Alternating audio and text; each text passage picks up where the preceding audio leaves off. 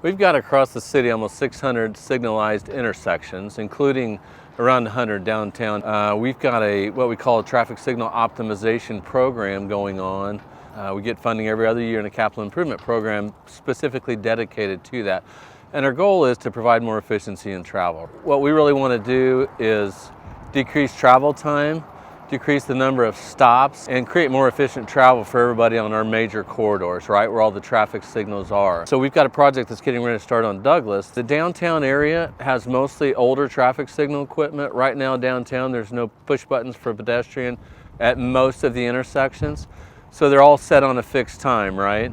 Not knowing if there's going to be pedestrians there or not, we have to provide a certain amount of time for pedestrians. So there's some corridors in certain areas that it becomes a real safety factor because you don't see a lot of pedestrians, but people will still get a red light. What that can lend itself to is people starting to run a red light if they're at an intersection and they never see a pedestrian. So one of the things we're doing is providing pedestrian actuation in most areas. We are on Douglas where you push the button.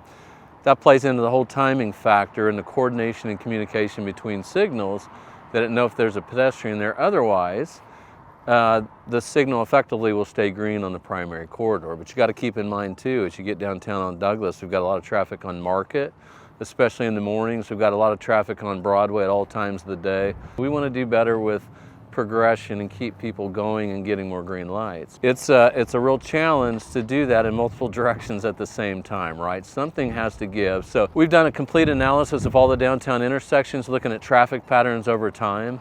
One of the things that we're looking at with the new federal infrastructure bill is there is some potential funding for this type of work. There's a lot of desire within that infrastructure bill for more clean air quality, reducing the carbon footprint. So things like this really help us move further along in this program and start moving out of the downtown into some of the major corridors. Our goals are so people don't have to sit as long at red lights, so they don't have to sit at as many red lights, and we'll get there.